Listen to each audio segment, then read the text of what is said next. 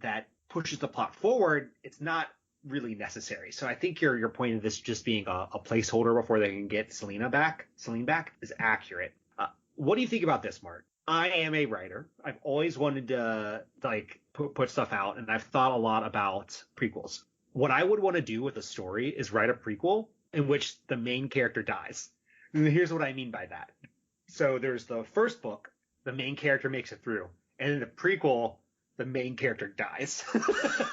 Wait, what? And you don't explain it. You don't explain how he came back. You just leave it. Like a Life Aquatic prequel where Steve Zissou is murdered by a cheetah barracuda. Mm-hmm. Yep. And you don't explain it. You don't explain anything. Or you have like you do a prequel that's so like wild. It's about a completely different character, and it has the same name as the character from your first story. And at the end of it, that character dies, and then the character from the first movie takes that person's name. Like just like the wildest stuff. Whoa.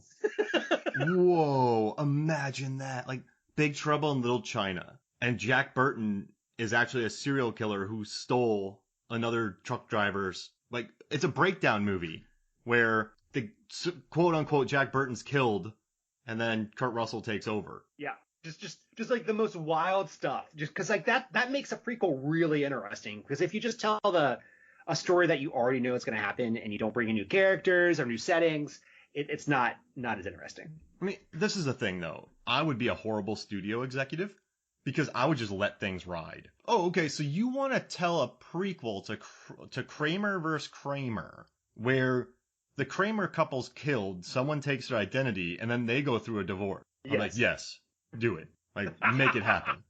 I love Kramer vs. Kramer. It's just make it happen. Make completely different genre. Yeah. Like everything. Make it happen.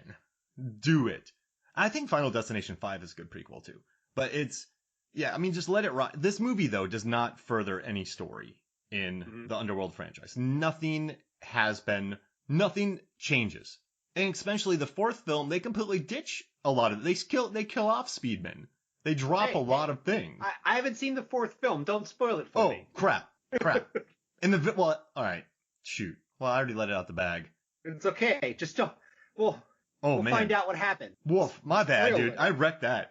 Woo. Hey, let me rewind. I'll edit that out of the podcast. You won't remember it. How does that sound? Okay. Oh, that's how podcasting works. No, it happens in the very beginning, so it's not. You don't have to worry about it. All right. Just let you know. It's not like This isn't like a major ending. This isn't Giselle in Fast 6. Wait, have you seen Fast 6? Yes, you have. Okay, good. Oh yeah.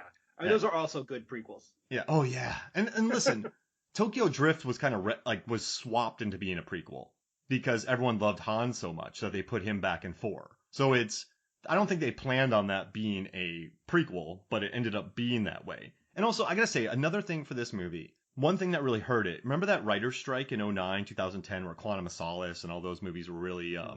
it's the famous Transformer strike where the guys wrote, was it Rise of the Fallen in 2.5 weeks, and then they just shot it? They shot this in a month. They wrote this in a month.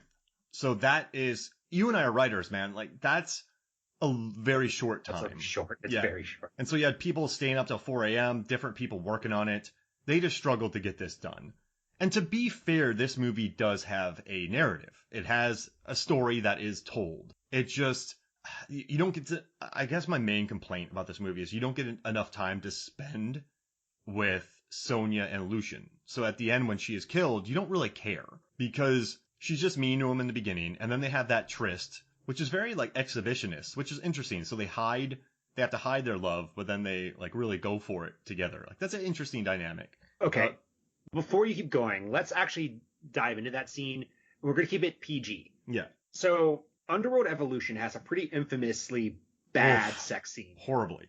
And this is also, I think, a really bad sex scene. Which one is more awkward? Oh, Evolution, because the physics of that, and we don't need to get into it, but the physics of it they make no sense.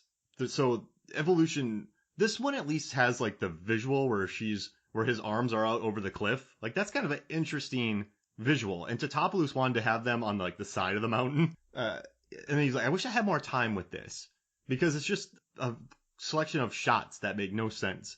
But yeah, Evolution's, I mean, they aren't even in the same caliber of bad. This is not. Rise of the Lycans is Kramer versus Kramer. And Underworld Evolution is, what's another divorce movie that's really not good? Larry Crown. What I think this one's the one for this movie is better done, but that scene where he's leaning over the cliff or I don't know what he's like. He's in like a tower. I don't know.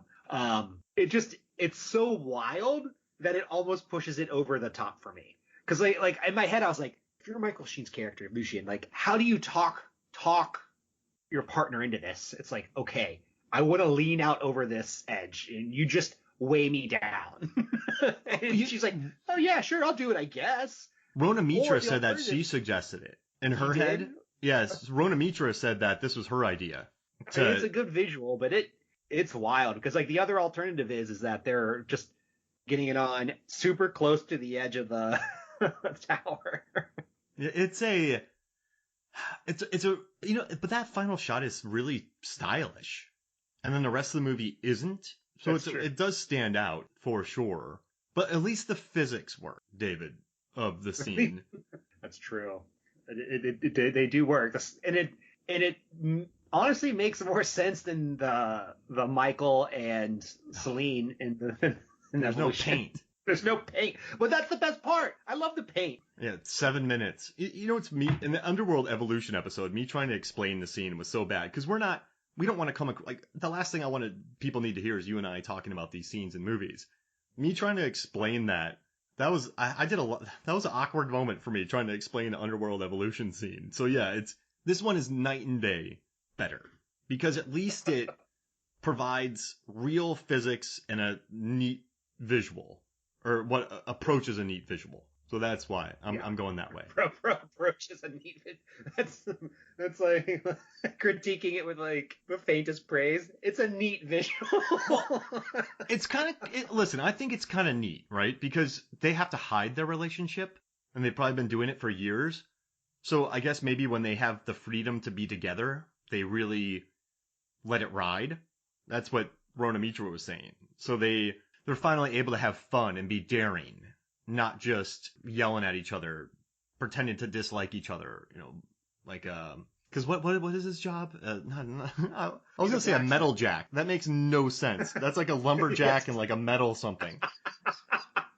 You mean a miner? Yeah, he does all the, oh gosh, what's the word? Swordsmith. No, he is not a carpenter. He's armorer. Yeah, like. So she's always yelling at him. She's always just being I can't believe I can't think of the word metal jack.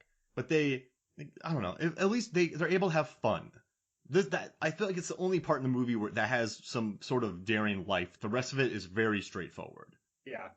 So I think that's a good segue, actually. Do you want to run into our 5 favorite things from this film? Yeah, absolutely. So how about this? So let's take a quick break, and then when we come back, we'll drop our 5 favorite things. How's that sound?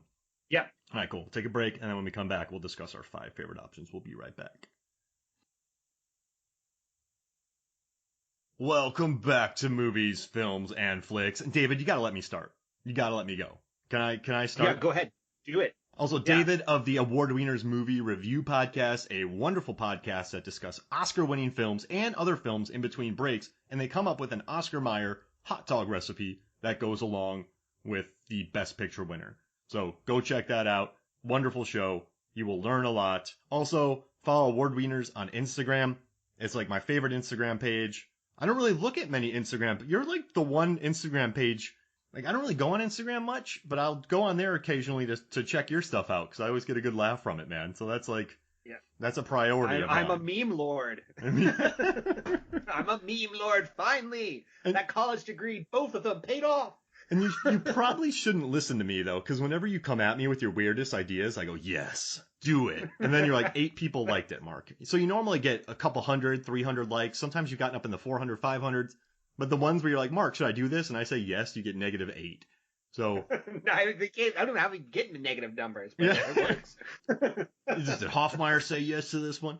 It's, yeah. So can I guess your number 1 overall? It's definitely going to be the sex scene. Yeah, I mean, it's bonkers, right? But it's not. It's not. Okay, so this is number 5. Number 5. So there's a scene where we haven't even talked about this movie. Lucian's a kid. He's the first werewolf to become a human, and then Bill Nighy's Victor like keeps him as like a slave to turn other people into werewolves so they can guard his castle during the night. And then they put these necklaces around him where if the necklaces, these harnesses around him, so if they go into a werewolf, these silver spikes go into their neck. And so Lucien and Sonia, who is Victor's daughter, they start a secret relationship. They get found out. Eventually Sonia is killed. Lucian's like, oh man, so then he saves all the human werewolves that have been turned, and slaves. This is a Spartacus. This movie's Spartacus. And then he finds all the werewolves that William turned into werewolves. They can't become human, or they're just werewolves. And then they lead an attack on Victor. They wipe out the castle, but Victor and Tanis escape with the elders, and then that's where we're at later on. Is that a good way to break it down? Yeah, I mean, it's super straightforward. All right, so my number 5 is there's a scene where the werewolves are escaping, and the vampires are shooting these gigantic arrows through these walls. And this one arrow whams into 3 humans and sticks them into the wall, but they keep showing the extra who's stuck to the wall going, ugh, ugh, and he puts his arms out like, why? It's hilarious. Like, cause this extra gets a lot of work in this. He's like, oh, why? And so that's it right there. Just watching that extra.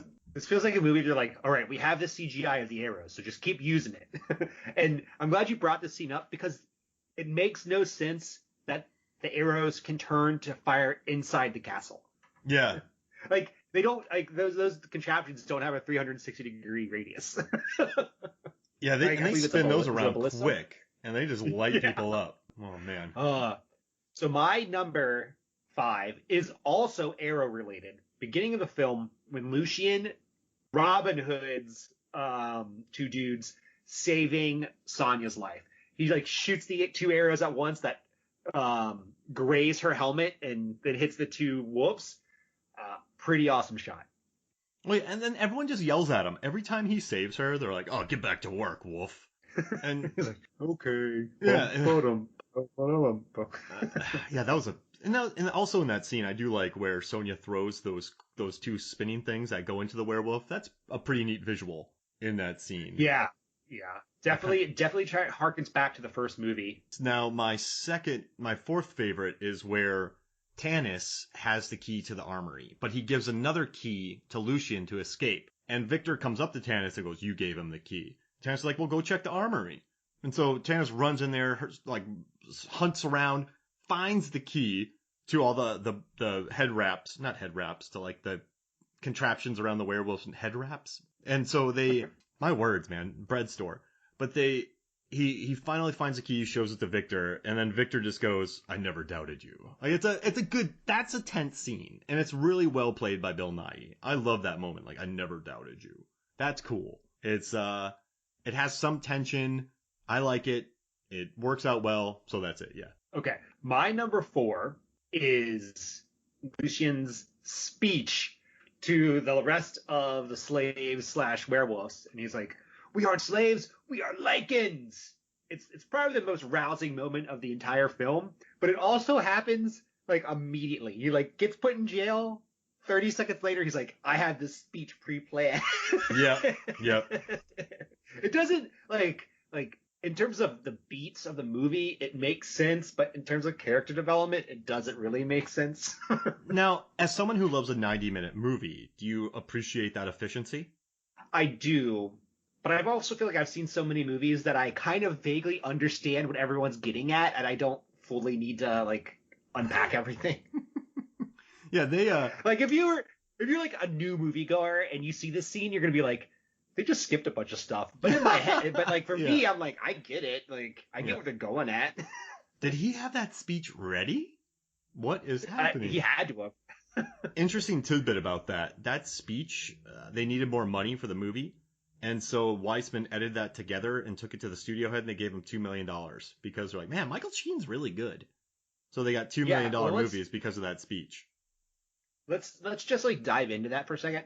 Like Michael Sheen and Bill Nighy are the draws to this film. They are giving literally nothing to work with, and they just take it to the next level. And it's an example of really good actors elevating bad dialogue.